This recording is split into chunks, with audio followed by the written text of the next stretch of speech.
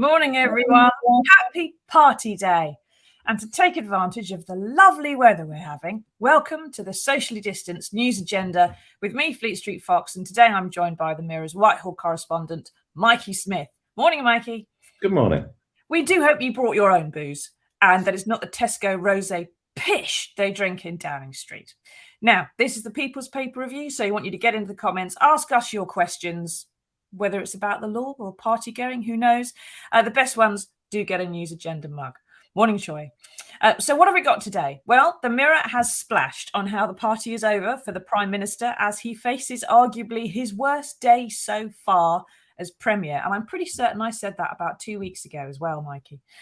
With every newspaper splashing today on his lies and a 12 noon showdown at PMQs with, if he tests negative this morning and all the fates are with us, the former Director of Public Prosecutions. Now, Keir Starmer, or in his absence, Angela Rayner, will be asking the Prime Minister whether he knew about an illegal party in his garden, whether he attended the illegal party in his garden, and whether he knew or was behind the instruction early last month after the Mirror first revealed there had been illegal parties in Downing Street for his staff to clean up their phones, throw them in the river, get the dog to eat them or whatever. So, Mike, I suppose the first question is he actually going to turn up today? Because this is fairly hellish. He's never taken responsibility for everything. And he's got previous for running away from stuff, hasn't he? He does. I think he's going to turn up today. The last I heard he was. And the last I heard Keir had actually tested fake news, negative this morning. Don't do that to me. Apologies. It's early. We think Keir's going to be available to do it. So it should be Keir versus Boris.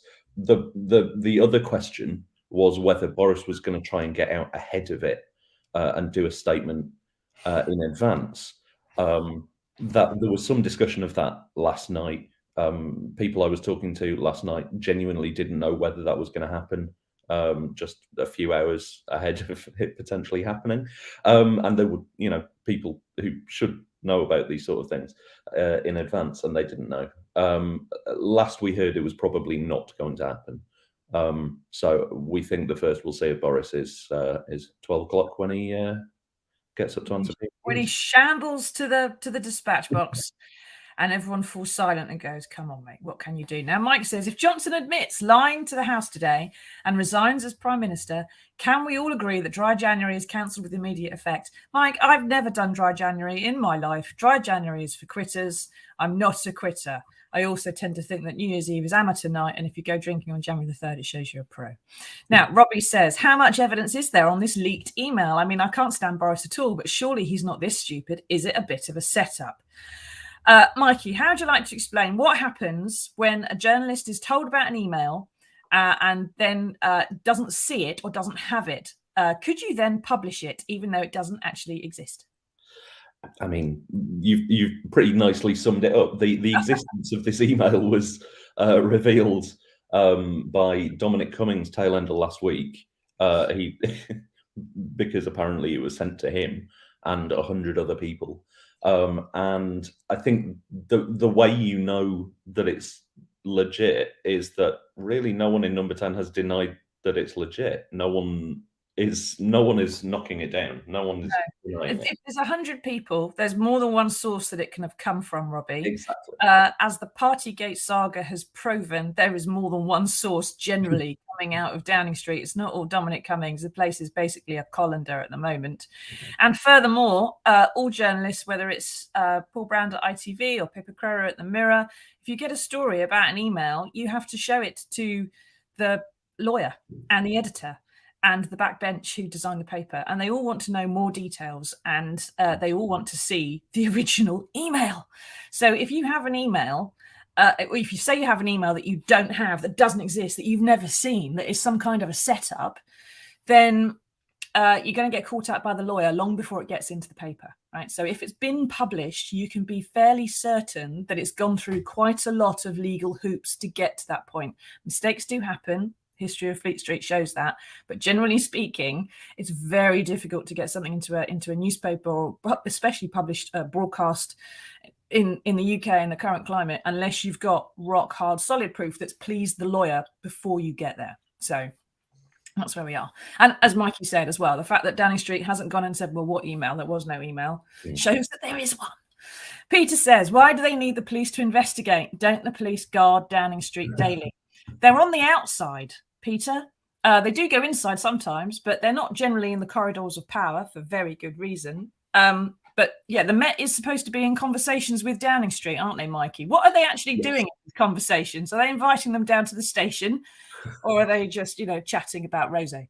Well, Number 10 won't say the extent of the conversations with the Met. Their line is still, as of 12 minutes past 9 this morning, which is now, their line is still, we're waiting for Sue Gray to finish her inquiry.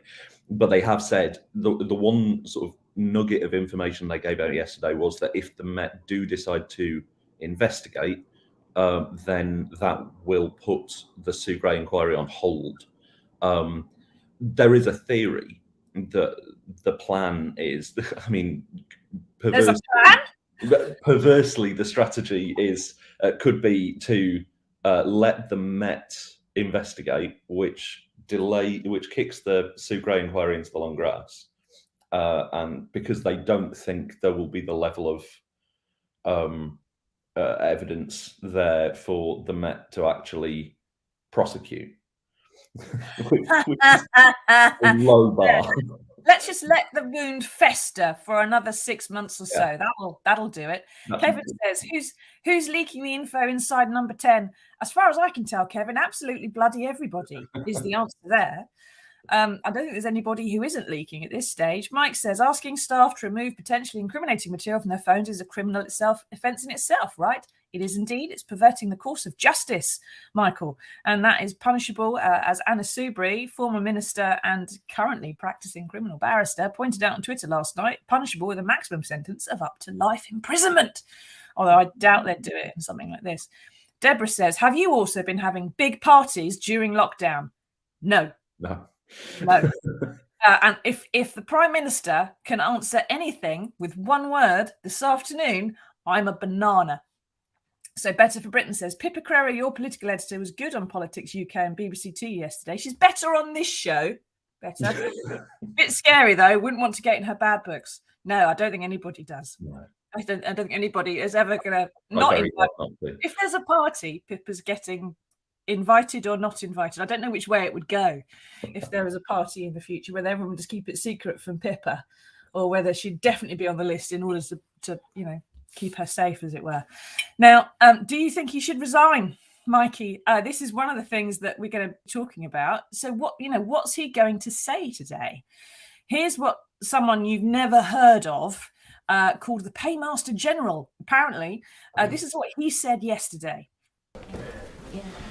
If the Prime Minister broke the law, he will resign, won't he? Minister. It's an entirely hypothetical position. He seeks to draw me. The Prime Minister's going nowhere. He seeks to draw me into making a supposition about the result of any inquiry. But the Prime Minister retains the confidence of the people of this country, and he did so 2 years ago with the biggest majority in decades. Paul Williams. I think Michael Ellis is going to go down as Britain's current version of Comical Ali, Saddam Hussein's henchman, who I can still remember probably 20 years ago now, busily saying the infidels were not at the gates of Baghdad, literally as they were battering them down. So, Boris could stick to yesterday's line that he's got to wait for Sue Gray's report, which should be next week, but then the wound just festers. He could try to brazen it out. He could say he was allowed in his own garden and what other people did in that garden was nothing to do with him, perhaps. He could even blame someone else. But what do you think he's going to say, Mikey, and is it going to work? I mean, I don't like to predict things because I'm often wrong. But if I had to put money on it, I think he'll probably try and say wait for the Sue Gray inquiry. I think he'll try and stick to that line. Whether that will hold is another question. Michael Ellis drew the shortest straw in the history of short straws yesterday by getting sent out to defend this. And there was a really interesting thing. It wasn't in that clip. There was in an earlier reply, he used the phrase "natural justice," which I don't know if, I mean, cast your mind back to all of November, the last time Boris Johnson got in severe trouble and had to send someone out to defend things in the Commons. Jacob Rees-Mogg turned up to defend Owen Paterson by using the phrase "natural justice." The process of natural justice has not been applied, and that went well. So my gut instinct is that he will try and no comments, 6 questions today, because that has been the line up to now, and I've seen no evidence to the contrary. The person who can probably tell us best how Boris is going to react this afternoon when he's really on the back foot is probably one of his ex-wives, who'll tell us how he used to react when she had him on the back foot, and I predict that would probably be exactly what he would do, whatever it is. Now, the Prime Minister's questions is going to be carried live here on the Mirror's Facebook pages at 12 o'clock, so tune in, keep an eye out. You will want to be paying attention to that. Gavin there was just asking whether Angela Rayner will be up. It will be if Keir Starmer doesn't test negative this morning. He tested negative yesterday, apparently. He should test negative this morning. If he does, he will be at the dispatch box. If for some reason he doesn't, then it will be Angela Rayner. Either way, I think we can guarantee there'll be some thumping great questions at the dispatch box at 12 o'clock. So keep tuned to the Mirror's Facebook pages for those. Now, Sandy says, it's a witch hunt again. Leave him alone. He's doing a good job. I bet millions of people broke the lockdown rules in this country. This is the Labour Party trying to cause trouble. Who wants them in again? Obviously not you, Sandy. We're not the Labour Party. I'm not a member of any particular political party. Never have been, never will be. Whatever great job he's doing, and we're going to talk about something that's good news in a second, it's kind of undermined by the fact he appears to have been breaking the law. And although lots of people probably did break lockdown rules to some extent in this country, this is the first lockdown, Sandy, when everyone was really very well behaved, with the exception of Dominic Cummings, Boris Johnson, and everybody else who was working in Downing Street, according to the evidence we have before us. And other people who were badly behaved all went to magistrates' court, Sandy, and they faced up to £10,000 fines. So if we're applying the law equally to everybody, whether they do a good job or not, that's where this lot should be. Mike says, how many Tory backbenchers will be behind the PM, figuratively and literally, today? It was remarkable yesterday, Mikey, that behind the Paymaster General, there were 3. There was Julian Lewis, friend of mine. There was Peter Bone, who's always there, and there's Christopher, what's his face? Chope. Who's frigidly hiding, says Leslie. They will be out in force for the PM today because they'll want to hear what he's going to say. But the Tory party generally aren't too chuffed, are they? No, I was speaking to a few Tory MPs around Westminster last night, and there was an air of gloom and sort of resignation about the whole thing. People aren't very happy. The thing to look at in PMQs, if you can see it on the live feed, is you can normally tell how well behaved and how supportive the backbenchers are being by how many of them are wearing masks. Last week at PMQs, it was remarkable that even the most mask phobic Tory MPs, because the New Year, fresh start, we'll give this PM another go, were covering their faces up. It was almost 100% on the backbenches. Is that just so people can't see their grimaces? Possibly. Yeah. But I reckon there'll be a few more unmasked today. I think people are genuinely very grumpy with the PM this morning. So there was a rebellious air. Yeah, I do know there are some backbenchers going in to see the Prime Minister this afternoon. We've got appointments, so he will be seeing people after his appearance at PMQs. He'll be having a fairly frank conversation with him about how they think it went. Kevin says Angela's been superb in Parliament whilst Sir Keir's been off recovering. I think he's isolating. He hasn't had corona. I'd love it to, or has he? No, I don't know. I'd love it to be her today. So it could be either of them. They'll both be quite good, to be honest. I don't really have a preference either, but I do quite want to see a prosecution. And this is maybe the best we get if the former DPP gets it. Now, very quickly, there are stories in the Times today about advisors going to Tesco Express to pick up their booze beforehand, including rosé, Tesco rosé, the drink of Satan, that the PM went around glad-handing people who were attending. There was a huge amount of noise in the garden that day, someone says, and they even joked about a drone being overhead and catching them at it, so they knew what they were doing was wrong. And the Independent's reporting that early last month, staff were ordered to clean up their phones at just about the same time the Mirror started asking questions about illegal parties.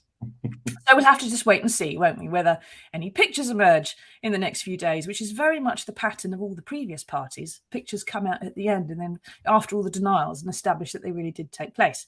But we do have another story to talk about, and this is actually a bit of good news for the government, which is being completely kept off the front pages by Boris. And here it is. There is a story on pages 6 and 7. Now, this would have made the front of pretty much every newspaper if it wasn't for the Prime Minister's denials about something we know he did. Which it's good news for the government because experts are saying the pandemic is all but over in the UK. Deaths are a tenth of what they were at this time last year. 95% of us have antibodies. 40 million people have had at least 2 vaccines, despite the best efforts of various people on Facebook. And we are apparently leading Europe in outpacing the disease. Now, Mikey, is this true? Does the data back it up? Or does the fact that there were 379 deaths from COVID reported yesterday and NHS staff and trusts having major incidents and still saying they're very much up against it, does it mean there's more to it than that? I mean, the data does back it up. The data comes from experts in the field. I mean, obviously, we have to remember that even with that scale, as you say, hundreds of people are still getting it, and thousands of people are still getting it, and sadly, people are still dying. But it looks promising, which is not something that you can necessarily say very often about the last 18 months, 2 years. Yeah, so I suppose we have the situation then that a prime minister who has apparently steered us to the first safe port in the pandemic, is having avoided a lot of previous safe ports, but he's steered us to a safe port, is actually in more trouble than he's ever been at any point in his premiership, which is entirely a fault of his own making and nothing to do with the pandemic per se, because it's just to do with the fact that he thinks he can do what he likes and then lie about the fact that he gets caught out. But we do have some very, very good news, and that is in the form of some advice some legal advice, if you like, for the Prime Minister about how to handle the terrible situation he's found himself in. And here it is.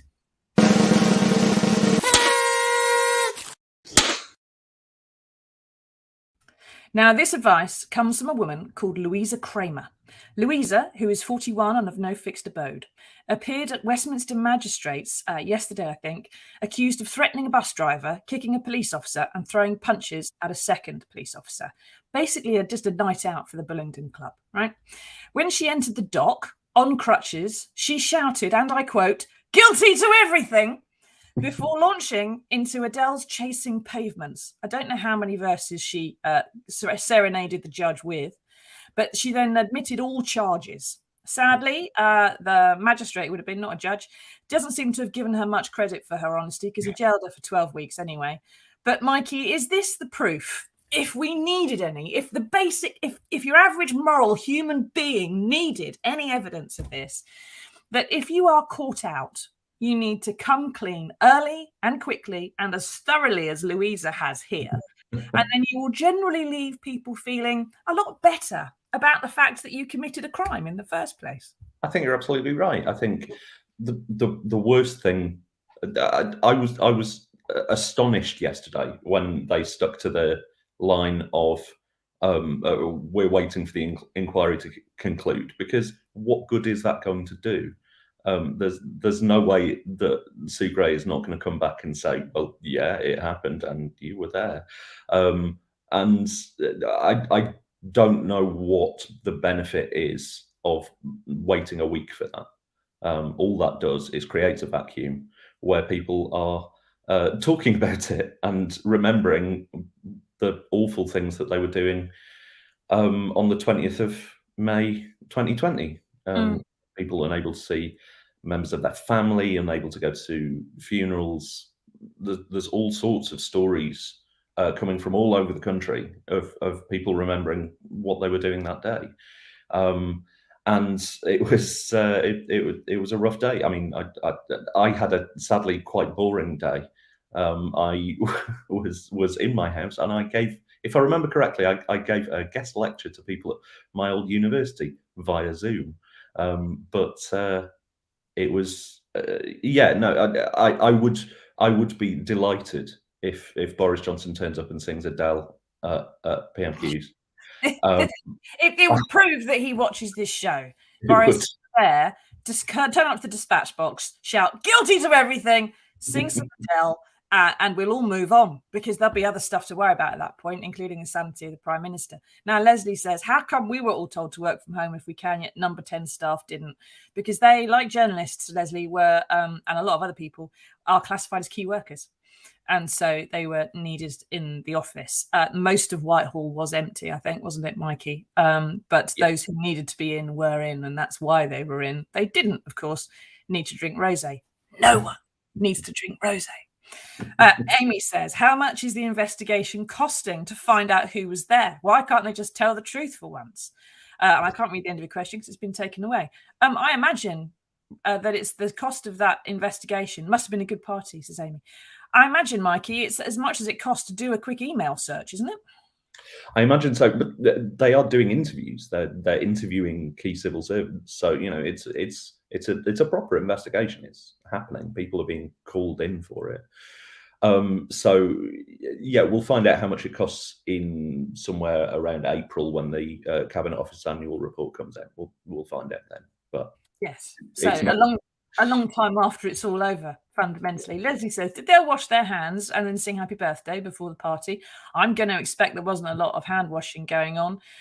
In fact, just judging from the fact that sort of the drug dogs in Parliament have found quite a lot of cocaine in the toilets, I think they've never taken the drug dogs into Downing Street, have they, Mikey? Not to my knowledge, no. No, I wonder if they would ever find anything in the bathrooms. Perhaps we'll find out one day if there's a different Prime Minister in charge. Bethan says, are we meant to forgive and forget this like everyone else, like everything else? That is very much Boris's MO, isn't it? He does all his life, no matter what he's done wrong, he does something wrong, he goes about it, never really quite saying sorry. And then just sort of moves on, and we're supposed to forget because he's done something more interesting at that point. But that charisma, that, I don't know, slightly glamorous, flying too close to the sun, is that going to work this time, Mikey? Because people aren't going to forget, are they?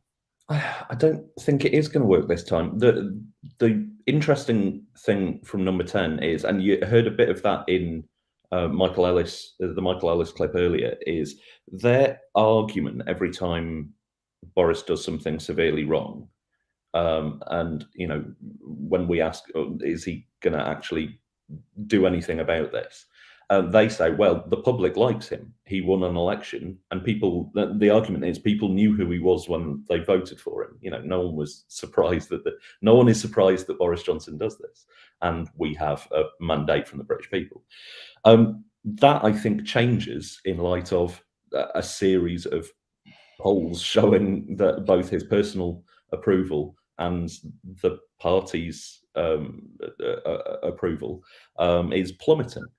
And it seems like finally, Teflon Boris, we've found something that will stick to him.